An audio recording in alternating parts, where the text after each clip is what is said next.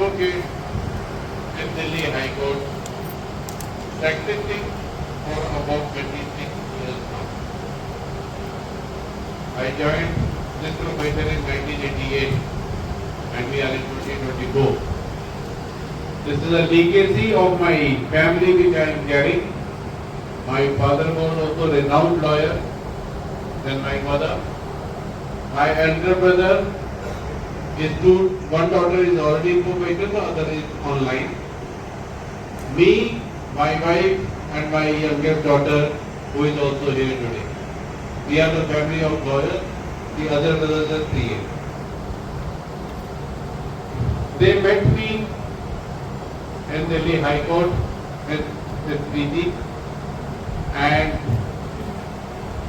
she introduced herself, put some queries which I answered, and when she was happy with the answers, she forced me to join this seminar, and I am here today with you. So when I start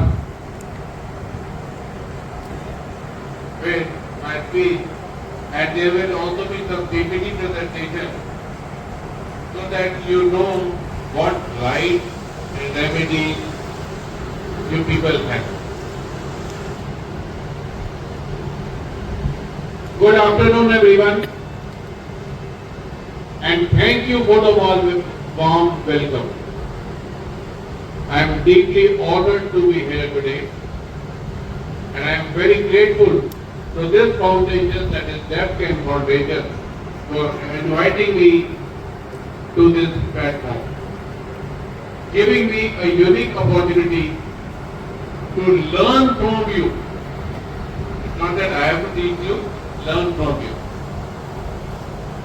I first had the privilege of meeting some of you last month when I was carrying out my front duty of office at Legal Aid in Delhi High Court, Legal Services Committee. And after seeing your dedication and effort to stand and fight for your rights, I was deeply impressed and shifted my perspective on life. When I was given this invitation, I had a little bit of hesitation because I am an outsider of this community, and I may not be able to grasp the challenges and the struggles you face in your everyday life. But the best I can do is to extend my support in this journey.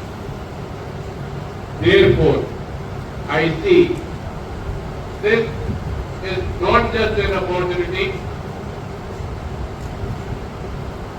for me to speak, but as a moment for me to learn and to listen.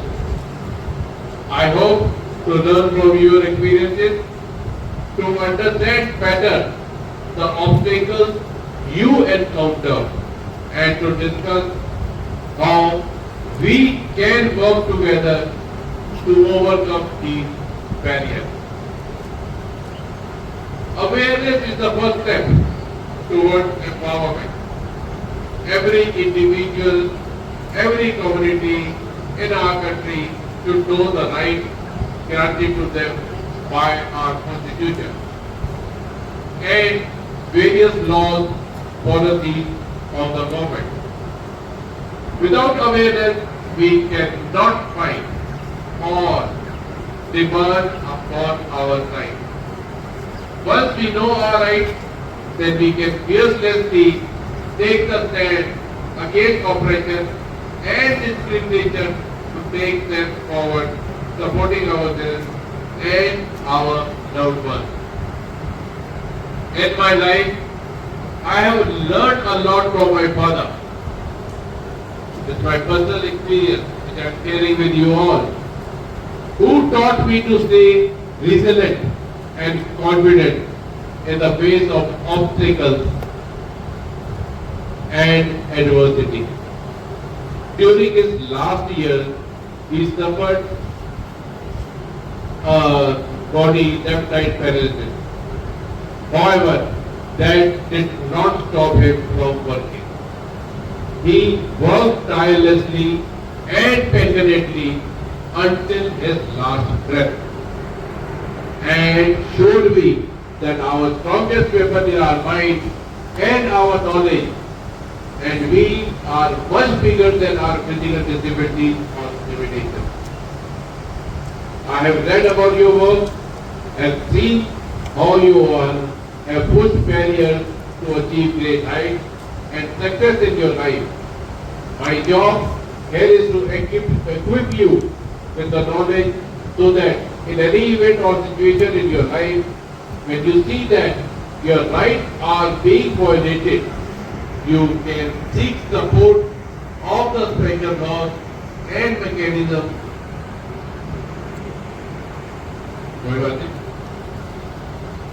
I have read about your work and have seen how you all have put barriers to achieve great heights and success in your life.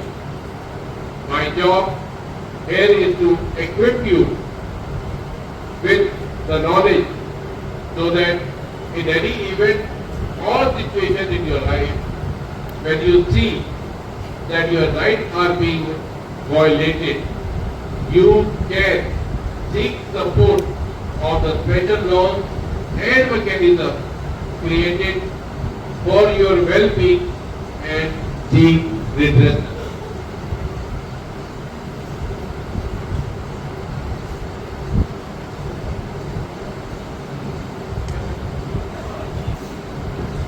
Back please. Back please. So what are your legal rights? I prepared a PPT for the same. So you can just see this. The importance of accessible legal aid for deaf. Accessible legal aid is a fundamental human right that should be available to everyone, regardless of their ability or disability. For the deaf community, this right is particularly crucial, attempting to navigate through a complex legal system without the ability to hear or speak can lead to serious injustice. Fortunately, both Government of India and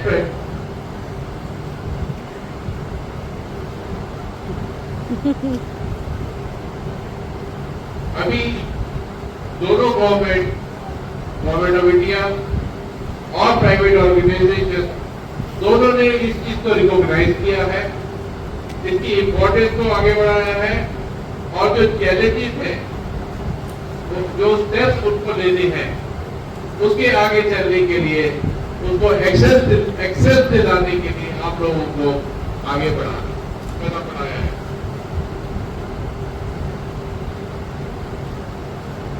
accessibility आपको कैसे मिल सकती है? इन 3 point दिए गए हैं। Government का initiative है, legal necessity है और प्राइवेट के सेक्टर के रूल है। तीनों के बारे में यहाँ बताया गया है। और सबसे बड़ा इनिशिएटिव है जो गवर्नमेंट ऑफ इंडिया ने किया है, वो national programme prevention and control of deafness जो 2008 में लॉन्च किया गया, और उसके अंदर क्या है, आप सबको एम्पावर दी जाए, एम्पावर डेफ इंडिविजुअल, ताकि वो अपनी जिंदगी इकोनॉमिकली और सोशली 2030 तक जी सके। अगला इनिशिएटिव जो लिया गया है, इंडियन साइन और लैंग्वेज रिसर्च ट्रेनिंग सेंटर ने किया है, तो लिखा है वो आपकी साइन लैंग्वेज जो आप यूज करते हैं उसको बढ़ावा देने के लिए कदम उठाए जा रहे हैं। फिर एक और एक्ट है, person of right of person with disability, 2017 का ये एक्ट है, और ये नालसा जो नेशनल लीगल एड अथॉरिटी है और स्टेट लीगल अथॉरिटी है, उनके साथ मिलकर ये डेप्थ को कोर्ट तक कैसे पहुंचाया जाए, उसके बातें कोर्ट में कैसे पहुंचाई जाए, उसके बारे में कदम बढ़ा रही है। सुप्रीम कोर्ट भी पीछे नहीं रही। 2023 उन्होंने लोगों से सजेशन मांगे और उनके राइट्स को कैसे एक्सेस किया जाए, कैसे स्टैंड किया जाए, उसके बारे में किया। प्राइवेट सेक्टर भी जो है वो भी पीछे नहीं है, वो भी ओडीआर प्रोवाइड कर रहे हैं ताकि आपके साइड लैंग्वेज जो है वो लोगों तक पहुंच सके। कई मुकदमे सुप्रीम कोर्ट, हाई कोर्ट में हुए हैं जिससे आपके राइट्स कैसे हो सकते हैं, कैसे आपको मिल सकते हैं, उसके बारे में दर्शाया गया है। और ये कुछ एक्ट्स है, ये जजमेंट्स है जो मैं वैसे आपको पहुंचा दूंगा। ये पीपीटी मैंने आपको दे दी है, जिसको जरूरत हो वो इसको यूज कर सकता है। हर केस के बारे में बताने की इस वक्त जरूरत नहीं पड़ेगी, मगर सारी की सारी बातों से इतना तय है कि आपके राइट्स अब सुप्रीम कोर्ट भी सुन रहा है और उसको कैसे इम्प्लीमेंट करा जाए उसके बारे में डायरेक्शन दे रहा है। हम आजकल लैक ऑफ अवेयरनेस जो है उसके बारे में भी काम किया जा रहा है और ये है प्रोग्रेस जो लीगल रिप्रेजेंटेशन से हो रही है आपके साइन लैंग्वेज के बारे में।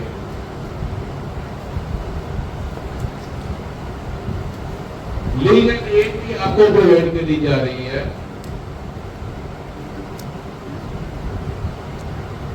और जैसे ये लोग मेरे पास उस दिन आए थे, supreme court, high court, district court, सबके अंदर आपके लिए स्पेशल प्रोविजन डाला गया है ताकि आपको लीगल एड काउंसिल मिल सके, ताकि आप अपनी कहानी उनको बताएं, आपके सुझाव वो कर सके। और आज मैं फिर आप सबके सामने इसी काम के लिए आया हूं कि आप अपनी परेशानियां आप मुझसे डिस्कस कर सकते हैं, मेरा नंबर ले सकते हैं। मैं 24/7 आपके लिए कभी भी कहीं भी हमेशा तत्पर तैयार हूं। Thank you once again all of you, and I see that with your collaboration we will champion the right and the deaf community. So now any questions, any opinion, any difficulties, please come forward. I can go on with the lectures. Lectures will not help that much as the private interaction. So the game is open all for you. The floor is open.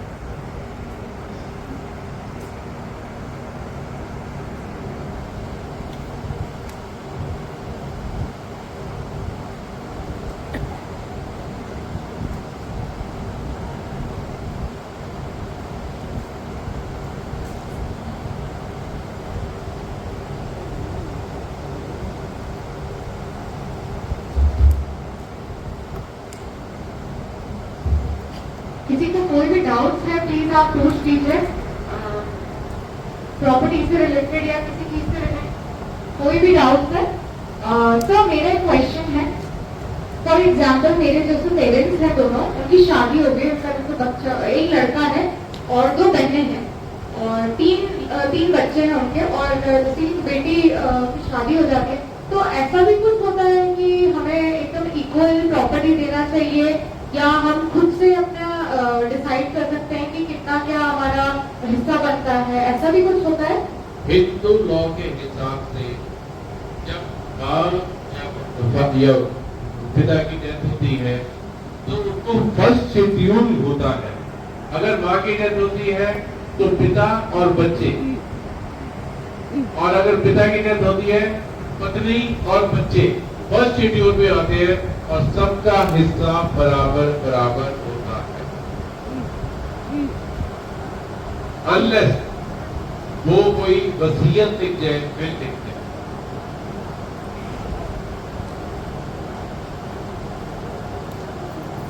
जैसे कि मेरा sir willing जो होती है sir, for example willing जो होती है, अगर मम्मी पापा के हिसाब से मतलब अगर वो जितना चाहते हैं वो उतना हिस्सा अपना जायदाद बच्चे को दे सकते हैं, या तो हम भी खुद चूज कर सकते हैं। अगर कोई वसीयत नहीं थी और उनकी डेथ हो जाती है तो सबका बराबर बराबर होता है। अब आप लेना चाहे नहीं लेना चाहे वो आपकी मर्जी है। आप अपना हिस्सा किसी और को देना चाहे वो आप दे सकते हैं। आपका 1/4 हिस्सा आया, आप 1/4 हिस्से को 2 भागों में बांटना चाहते हैं तो बांट सकते हैं, आपको कोई मनाही नहीं है। आप एक को देना चाहते हैं आप एक को दे सकते हैं, और आप अपने पास रखना चाहें तो अपने पास भी रखें।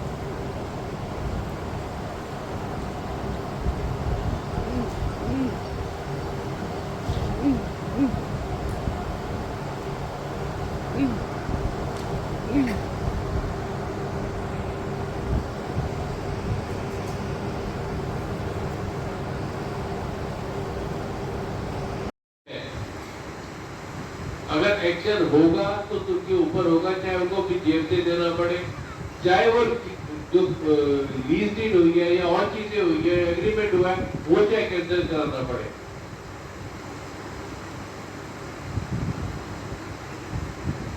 मैं कह रहा हूं कभी भी 1 साल के अंदर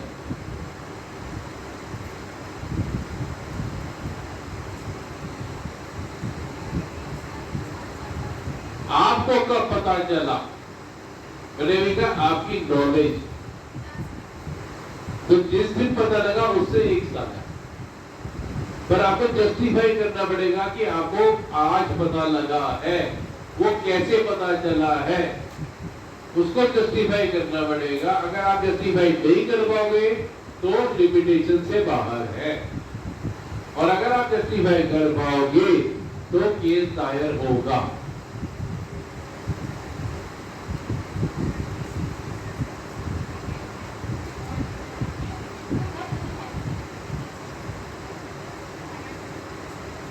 लीगल एड किसके लिए है? लीगल एड किसके लिए? लीगल एड किसके लिए? जैसे कि मेरे मम्मी पापा का अगर हेडेक है, बच्चा डेथ है और मतलब बहू बेटे की ऐसी लड़ाई है, तो माँ बाप ने नई प्रॉपर्टी दिलाई है कि नहीं हम नया घर खरीद के देंगे, और जब उन्होंने नई वो घर खरीद के दिया है, PATTA टाटा पीपल पे, और वो वाली है।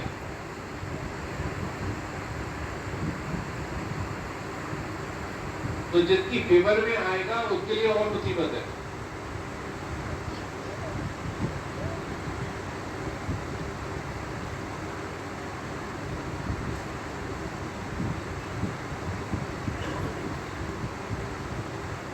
मेरा दूसरा क्वेश्चन ये है कि जैसे कि जो मम्मी पापा होते हैं उन्होंने अपनी वसीयत दे दी अपने बच्चों को, और जैसे कि उनके बीच में एक डेथ बच्चा भी है और मम्मी पापा खत्म हो जाते हैं, तो उसी के हिसाब से मतलब अगर बच्चा पढ़ना लिखना नहीं जानता है और उसे धोखे से साइन करा लेते हैं किसी डेथ बच्चे के लिए, तो उनके भाई बहन के खिलाफ या ऐसे कोई केसेस का क्या केस कर सकते?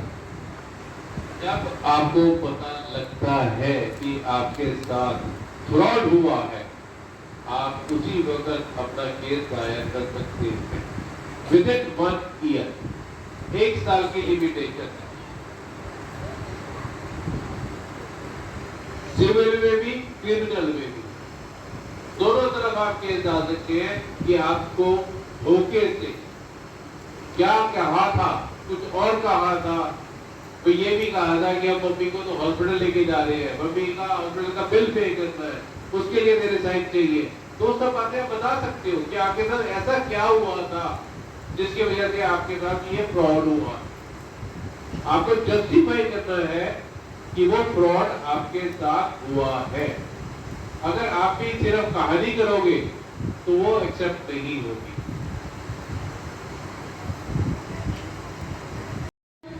ये कंसर्न था कि मैं पैसे भर चुका हूँ, घर ले लिया हमने, हमें लगा कि ये हमारे घर मतलब हमारे नाम पे, तो ये कैसा एक लीगल प्रोसेस है, इसको क्या कहते हैं सर?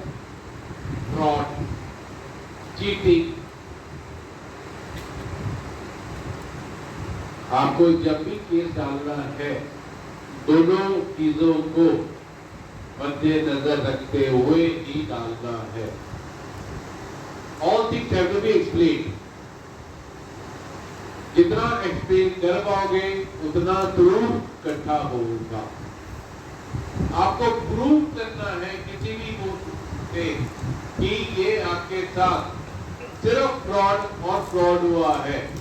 अदरवाइज आप ये ना तो कागज साइन करते ना कुछ और करते, और इतने साल आपका रहने का जो मतलब था वहां पे, जो कोई छेड़ नहीं पाया आपको, उसी से साबित होता है कि आपके साथ फ्रॉड हुआ है।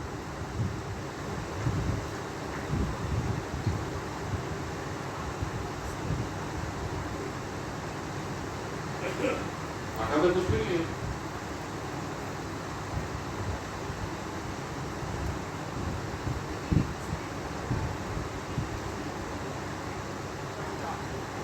पट्टा, ये तो गांव में यूज होता है पट्टा। लीज डीड जिसको अभी आज कहते हैं, लीज डीड कहते हैं। लीज पे हो गया ना वो, किराए नामे में हो गई और चीजें हो गई। गवर्नमेंट ने भी तो पट्टा दिया है, गवर्नमेंट ने भी तो लीज दी है, 5 साल के लिए दिया है।